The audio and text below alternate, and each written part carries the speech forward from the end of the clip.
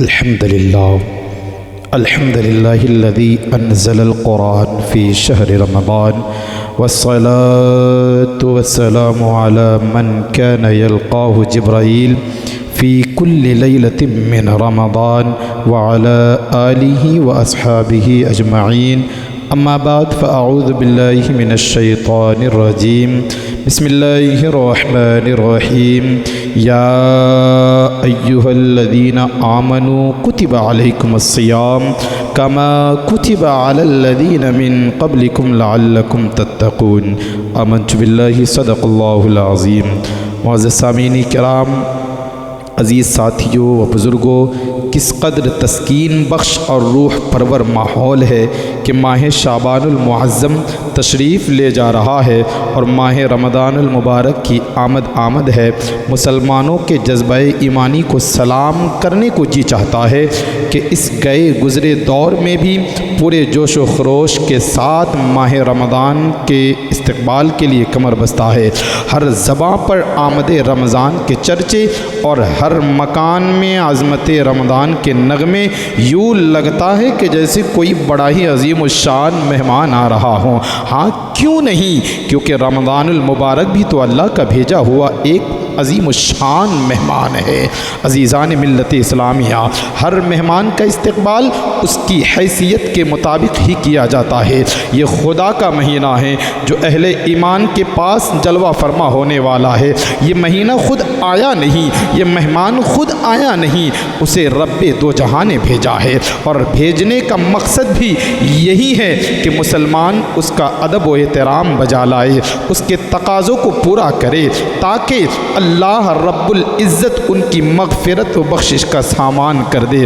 معزز سامعین کرام، چونکہ اس مہینے میں اللہ رب العزت رمضان المبارک کا مہینہ عطا فرما کر ہم گنہگاروں پر احسان فرمایا ہے، اس لیے ہم ماہ رمضان کی عظمتوں، اس کی رفعتوں کو سلام عقیدت پیش کرتے ہیں، اپنی الفتوں اور چاہتوں کے پھول نچھاور کرتے ہوئے پورے جذبہ ایمانی سے اس کا استقبال کر کے دنیا والوں کو یہ بتا دیتے ہیں کہ ہم مسلمان ہیں۔ خدا نے اس مہینہ کو ہماری کامیابی کے لیے بھیجا ہے، اس لیے اس کا استقبال بھی ہم ہی کر رہے ہیں۔ اسی لیے تو ہم یہ کہتے ہیں یہ ہے اللہ کا احسان ہے کہ آیا ماہ رمضان ہے، یہ ہے اللہ کا احسان ہے آیا ماہ رمضان، اہل ایمان کا مہمان آیا ماہ رمضان۔ عزیزان ملت اسلامیہ، اسلام نے ہمیں ماہ رمضان المبارک کے استقبال کے لیے مختلف انداز میں ترغیبات اور تعلیمات سے نوازا ہے، تاکہ اتنے عظیم مہمان کی آمد سے مسلمان بے خبر اور لا علم نہ ہو۔ کہیں ایسا نہ ہو کہ یہ وہ مہمان معظم ان کے پاس بھی پہنچ جائے اور یہ عدم توجہی کا شکار رہے۔ یہ مہمان نوازی کے آداب کے سخت خلاف ہے، اس لیے اسلام نے حکم دیا کہ استقبال ماہ رمضان کے لیے ہر اعتبار سے خود کو تیار کیجیے۔ عزیزان ملت اسلامیہ، احادیث مبارکہ میں 15 شعبان کے بعد اور خصوصاً ماہ رمضان المبارک سے پہلے روزے رکھنے سے منع کیا گیا ہے۔ اس پر آقا کریم صلی اللہ تعالیٰ علیہ وسلم کی چند حدیثیں پیش کرتا ہوں، سماعت فرمائیں۔ میرے آقا صلی اللہ تعالیٰ علیہ وسلم فرماتے ہیں، اس حدیث کے راوی حضرت سیدنا ابو ہریرہ رضی اللہ تعالیٰ عنہ ہے۔ آپ فرماتے ہیں کہ مصطفیٰ کریم نے فرمایا، کیا فرماتے ہیں؟ اذا انتصف شعبان فلا تصوموا۔ آقا فرماتے ہیں کہ جب شعبان کا نصف حصہ گزر جائے تو پھر روزہ نہ رکھو۔ اسی طرح دوسری روایت میں آتا ہے، حضرت سیدنا ابو ہریرہ رضی اللہ تعالیٰ عنہ سے مروی ہے، آقا کریم صلی اللہ تعالیٰ علیہ وآلہ وسلم ارشاد فرماتے ہیں، لا يتقدمن احدکم رمضان بصوم یوم او یومین، یعنی تم میں سے کوئی بھی رمضان سے ایک دن پہلے یا 2 دن پہلے ہرگز روزہ نہ رکھے۔ اسی طرح دوسری روایتوں میں بھی آتا ہے، میرے آقا ارشاد فرماتے ہیں، رمضان اور ماہ شعبان کے درمیان روزہ ترک کر کے فرق کرو۔ آخر آقا کریم صلی اللہ تعالیٰ علیہ وسلم نے رمضان سے پہلے اور شعبان کے اخیر میں روزہ رکھنے سے منع کیوں کیا؟ اس کی وجہ کیا ہے؟ کارن کیا ہے؟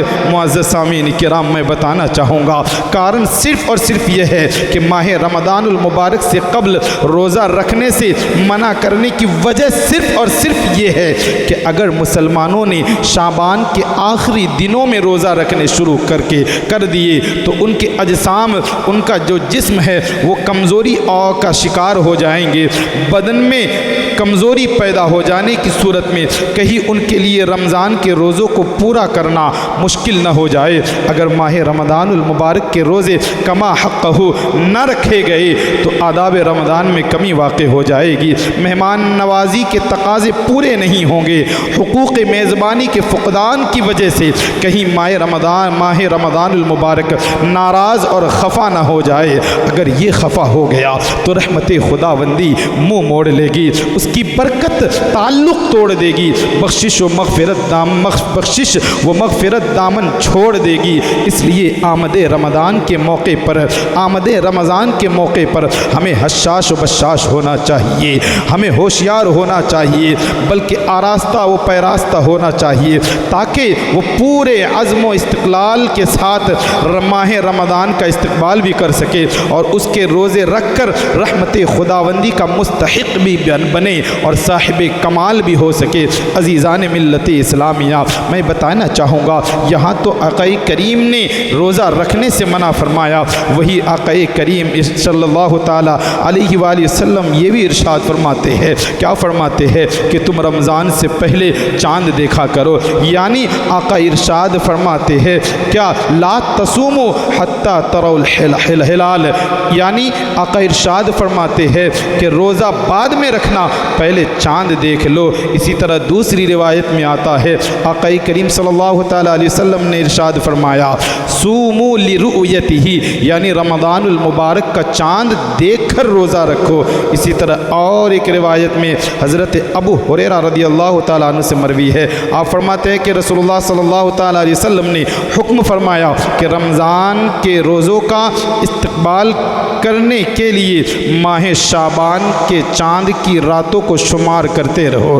عزیزان ملت اسلامیہ، اسی طرح اور حدیث مبارکہ میں آقا ارشاد فرماتے ہیں صوموا لرؤیتہ وافطروا لرؤیتہ فإن غم علیکم الہلال فاکملوا عدۃ شعبان 30 یوما، یعنی حضور صلی اللہ تعالیٰ علیہ وسلم نے فرمایا روزہ رکھو چاند دیکھ کر، اگر ابر و غبار کی وجہ سے چاند نظر نہ آئے تو شعبان کے 30 روزے مکمل کرو۔ عزیزان ملت اسلامیہ، اسی طرح دوسری روایت میں آتا ہے میرے مصطفیٰ صلی اللہ تعالیٰ علیہ وسلم فرماتے ہیں روزہ نہ رکھو جب تک کہ چاند نہ دیکھ لو، افطار نہ کرو جب تک کہ چاند نہ دیکھ لو، اگر ابر ہو تو مقدار پوری کر لو۔ اور ایک روایت میں آتا ہے کہ چاند دیکھ کر روزہ رکھنا شروع کرو اور چاند دیکھ کر افطار کرو، اور اگر ابر ہو تو شعبان کی گنتی 30 مکمل کر لو۔ اسی طرح اور ایک روایت میں حضرت اماں عائشہ صدیقہ رضی اللہ تعالی عنہا فرماتی ہے کہ رسول اللہ صلی اللہ تعالی علیہ وآلہ وسلم شعبان کا اس قدر تحفظ کرتے، اتنا اور کسی کا نہ کرتے، پھر رمضان کو چاند دیکھ کر روزہ رکھتے، اور اگر ابر ہوتا تو 30 دن پورے کر کے روزہ رکھتے۔ ان احادیث مبارکہ سے ہمیں یہ بھی درس ملتا ہے کہ ہمیں رمضان کا استقبال بھی کرنا چاہیے اور ہمیں رمضان کے مہینے کا چاند بھی دیکھنا چاہیے۔ لہٰذا میں اللہ رب العزت کی بارگاہ میں دعا کرتا ہوں پروردگار عالم اس ماہ مقدس کو ہمارے لیے بابرکت بنائے، اس ماہ مقدس کے فیضان سے اللہ پاک ہمیں مالا مال فرمائے، اس کے نعمتوں، برکتوں، رفعتوں اور رحمتوں سے اللہ رب العزت ہم سبوں کو مالا مال فرمائے۔ وما علینا الا البلاغ۔ السلام علیکم ورحمۃ اللہ۔